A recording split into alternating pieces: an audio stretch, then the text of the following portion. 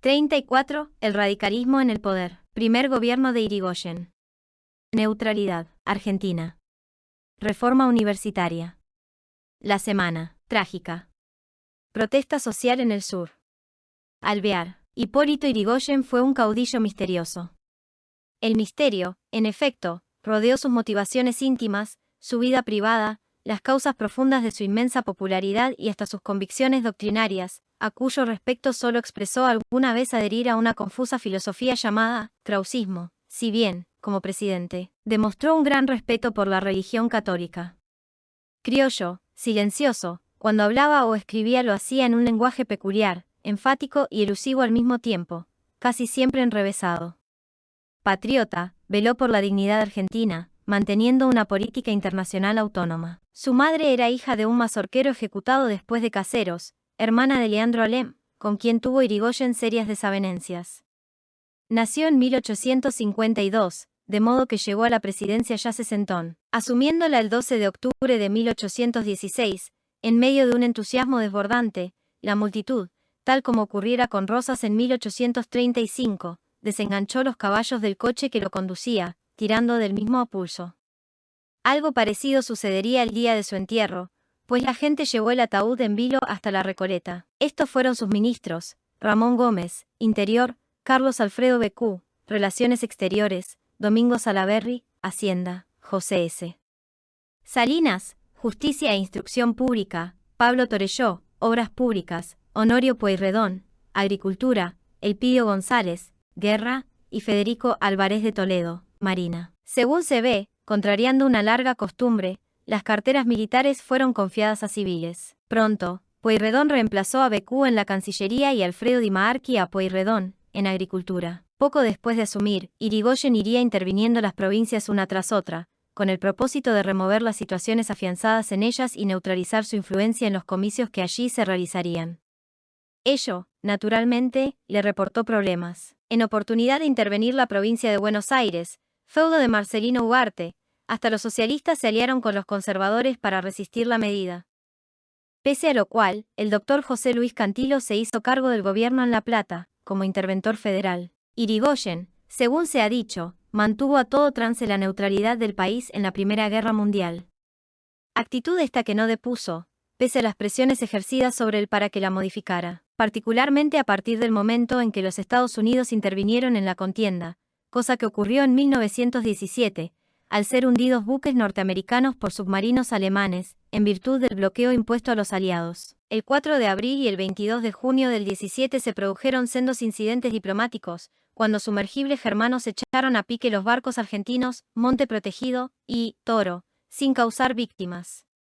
No pasaron a mayores, pues Alemania terminó pagando el valor de las naves y su escuadra desagravió el pabellón nacional con las salvas de estilo. Sin embargo, determinó tiranteses adicionales la difusión del texto de algunos telegramas, enviados a su cancillería por el embajador, conde Lusburg, refiriéndose en términos descorteses al ministro Pueyrredón. En octubre de 1917, Irigoyen estableció el Día de la Raza, como homenaje a la obra civilizadora de España en América, dictando para ello un decreto digno del mayor elogio en cuanto a su fondo y forma. También durante ese año se produjo la Revolución Rusa, que derrocó al zar, asesinado luego con toda su familia, llevando a los comunistas al poder.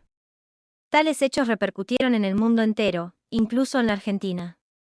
Y el primero de sus ecos aquí fueron los sucesos conocidos como Reforma Universitaria, ocurridos en Córdoba. La reforma llevaba íncitos los elementos laicistas que se habían puesto de manifiesto cuando el Congreso Pedagógico de 1880, sumados a los cuales operaban los abstrusos principios filosóficos que sustentaban muchos jóvenes radicales y, sobre todo, los postulados marxistas encumbrados por la Revolución Rusa, de manera que la revuelta estudiantil cordobesa tuvo un fuerte sabor anticlerical e igualitarista, propiciando el que llamó gobierno tripartito, universitario, es decir, uno compuesto no solo por profesores sino también por alumnos y egresados. En la práctica, el estado de cosas que sucedió a esos acontecimientos se distinguió por las ideas avanzadas que propusieron los profesores surgidos del mismo y por una actitud de permanente halago al estudiantado, que primó en desmedro de la necesaria jerarquización que exige el orden académico. El ascenso del comunismo al poder, en Rusia, determinaría asimismo el sesgo de una huelga, iniciada a principios de enero de 1919 en los talleres metalúrgicos Bacena. La fábrica fue ocupada por los obreros, acudiendo allí el jefe de policía Elpidio González en actitud conciliadora, no obstante lo cual los ocupantes desconocieron su autoridad y le quemaron el automóvil. Reaccionó el gobierno, ordenando que la planta fuera desalojada por fuerzas militares, que cumplieron su tarea, quedando 4 obreros muertos y 20 heridos a raíz del tiroteo suscitado. El entierro de las víctimas resultó multitudinario y derivó en graves disturbios. Ardieron la fábrica Bacena, un asilo de religiosas y una iglesia. Se volcaron tranvías y se alzaron barricadas en las calles. Todas las actividades se paralizaron, en parte debido a la huelga general decretada por las centrales obreras, en parte por el temor que se extendió entre la población. Fue establecido el estado de sitio, aguardándose un estallido impulsado por los maximalistas, que así se les decía a los comunistas bolcheviques. La Liga Patriótica, fundada por Manuel Carles, participó en la represión empuñando las armas. Por fin, el ejército restableció el orden. Se alude a esta conmoción como la Semana Trágica. Documentación capturada demostró que tales tumultos fueron coordinados por las internacionales para instaurar soviets en Buenos Aires y Montevideo, simultáneamente con los establecidos en Berlín, Múnich y Budapest. Al mismo tiempo, Lenin abandonó la Segunda Internacional y creó la tercera, que es la Internacional Comunista, abreviada en ruso como Comintern, de la cual dependerá el Partido Comunista local. Efectivamente, acató sus 21 condiciones en diciembre de 1920. Entre junio y marzo de 1921, la violencia social alcanzaría el lejano sur argentino. La Sociedad Obrera de Río Gallegos declara una huelga, luego de ser rechazado el petitorio que presentara en demanda de mejores condiciones laborales para los peones de campo, que cobran salarios muy bajos y viven en pésimas condiciones. Dicha sociedad había sido fundada por Antonio Soto, un anarquista español que admira a los comunistas rusos y que, a poco de comenzado el conflicto, recluta para sus filas a varios expresidiarios del penal de Ushuaia, entre ellos uno conocido como Toscano, y otro al que se identifica tan solo por el número que allí llevaba, el 68. Más tarde, se sumarían al grupo un cuchillero entrerriano o Facón Grande, 2 homosexuales alemanes y un boxeador norteamericano. El primer encuentro entre huelguistas y rompehuelgas tuvo lugar en la bajada de Clark, el 2 de diciembre del 21, siendo dispersadas las fuerzas policiales que protegían a estos. El movimiento de fuerzas se extiende a Puerto Deseado, San Julián y Puerto Santa Cruz. Las estancias son atacadas y ocupadas por huelguistas armados, que toman a patrones y capataces como rehenes, enarbolando la bandera escarlata del anarquismo. Los exconvictos forman un Consejo Rojo, vale decir un Soviet, y llevan brazaletes de ese color. Dada la fuerte presencia extranjera entre los huelguistas, que también reciben velado apoyo por parte de Chile, la represión se teñirá con un acentuado tinte patriótico. Totalmente desbordadas las autoridades locales, Irigoyen envía a Santa Cruz al 10 de Caballería, que comanda el teniente coronel Benigno Varela, un veterano de la Revolución Radical de 1905. La llegada de las tropas facilita un arbitraje, dictando el gobernador un laudo, mediante el que se hace lugar a muchos de los reclamos obreros. Depuestas las armas por estos, los escuadrones regresan a sus cuarteles. La tranquilidad no duró mucho, sin embargo. Ni los patrones pagan los salarios pactados, aduciendo bajas en el precio de la lana, ni los expresidiarios se resignan a concluir sus actos de pillaje, que llaman expropiaciones. La huelga general se vuelve a declarar y verdaderos ejércitos se agrupan bajo el pabellón rojo. El gobierno despacha nuevamente a Varela para imponer el orden. Y Varela lo impone a sangre y fuego, actuando con mano de hierro. Libra una guerra donde los prisioneros son pocos y los muertos muchos, entablándose alguna batalla campal entre las fuerzas enfrentadas. Pero los últimos actos de la tragedia no tendrían a la Patagonia por teatro. Concluidas las acciones, un anarquista extranjero asesinó al ya coronel Varela frente a la puerta de su casa, en presencia de sus hijas.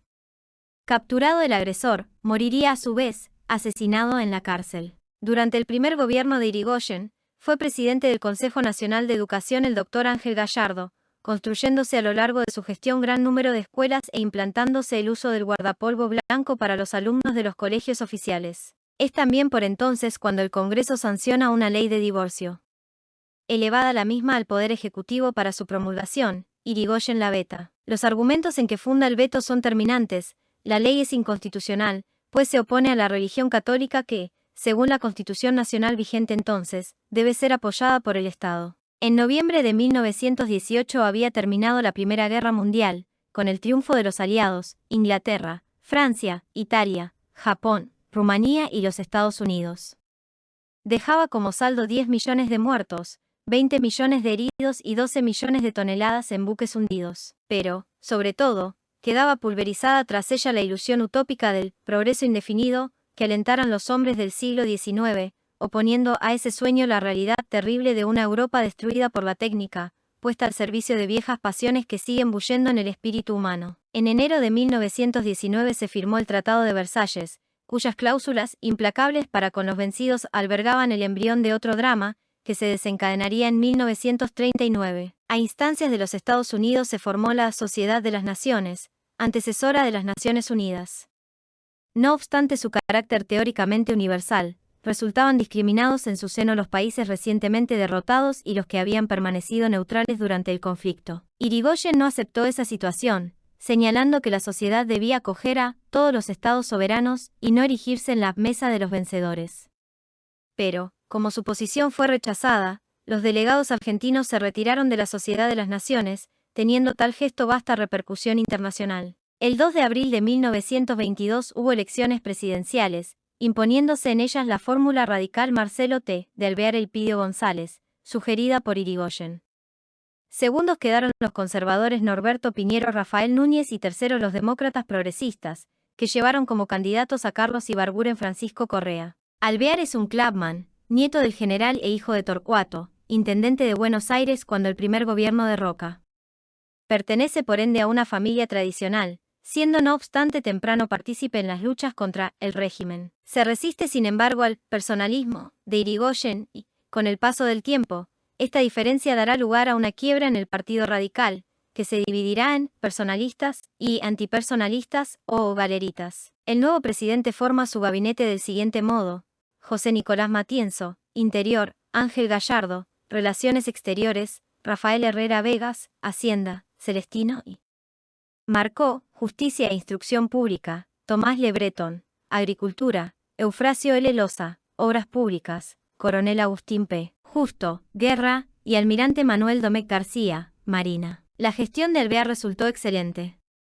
Aquella política de neutralidad, seguida por Plaza e Irigoyen, había beneficiado económicamente al país, pues le permitió abastecer de alimentos a los beligerantes mientras se echaban las bases de una industria incipiente, ya que el bloqueo naval establecido por Alemania interrumpió el suministro de productos manufacturados cuya fabricación, por otra parte, los contendientes habían orientado a satisfacer sus necesidades bélicas.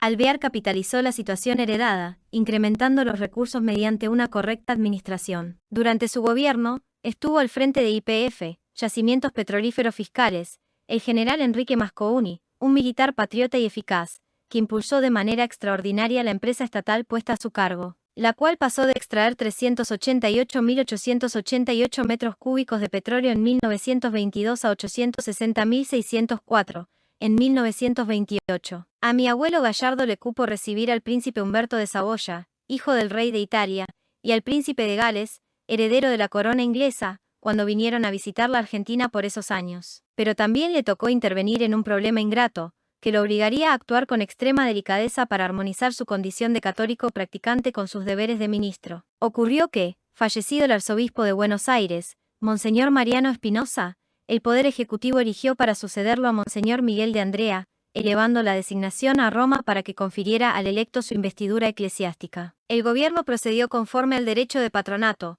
cuyo ejercicio no le era reconocido por la Santa Sede, que rechazó esa propuesta. Enterado de ello, Monseñor de Andrea renunció a su postulación, pero el gobierno la mantuvo, sin considerar tal renuncia. Respecto al entredicho inminente, expresó Gallardo en sus memorias: medí la magnitud de la lucha en que nos embarcábamos y rogué íntimamente a Dios que nos permitiera alcanzar una solución sin grave desmedro para la patria ni para la Iglesia. Luego de diversas alternativas, se logró una transacción diplomática. El gobierno aceptó la renuncia de Monseñor de Andrea, a cambio de que el nuncio apostólico se alejase, voluntariamente, de su cargo, abandonando el país. Hasta principios de 1925, el arzobispado de Buenos Aires permaneció vacante. En esa época, propuesto para ocuparlo Monseñor José María Bataaro, el Papa le concedió la correspondiente investidura.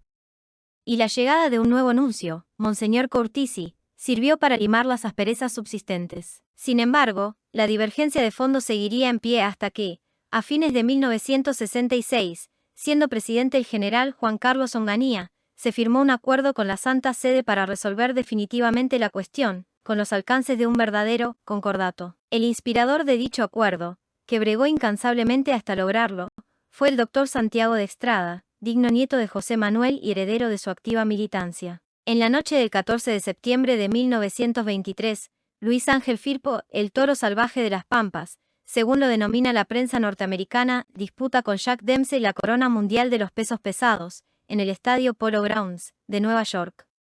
Al combate se lo recuerda como la pelea del siglo. Con un derechazo, Firpo arrojó a Dempsey fuera del ring, al cual no pudo volver a subir hasta pasados mucho más de 10 segundos.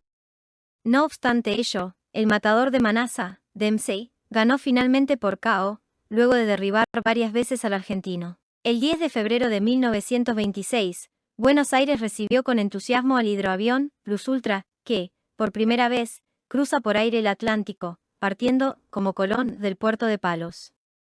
Lo comandaba Ramón Franco, hermano del futuro caudillo español, siendo sus tripulantes Ruiz de Alda, Rada y Durán. En mayo de ese mismo año, los argentinos Dagan, Oliveros y Campanelli llevan a cabo otro vuelo notable, uniendo los EU con Buenos Aires. A principios de abril de 1928 se realizan elecciones presidenciales, en las que aparecen enfrentados radicales, personalistas y radicales, galeritas. Los primeros llevan la fórmula Hipólito Yrigoyen Francisco Beiró, los segundos a Leopoldo Melo Vicente C. Gallo. Yrigoyen Beiró duplicaron en votos a Melo Gallo, pero, en el mes de junio, antes de asumir, muere el vicepresidente Beiró. De modo que en agosto se vuelven a reunir los colegios electorales y eligen en su reemplazo al doctor Enrique Martínez, cordobés. Poco después de ser elegido presidente de la República, Marcelo T. de Alvear envió un intermediario a Ezequiel Paz, dueño de la prensa, para invitarlo a conversar con él en la Casa Rosada. Aunque Alvear y Paz eran buenos amigos, con intención de dejar sentada la independencia del diario, respondió este al enviado: dígale al doctor Alvear que entre la prensa y la Casa de Gobierno hay la misma distancia que entre la Casa de Gobierno y la prensa.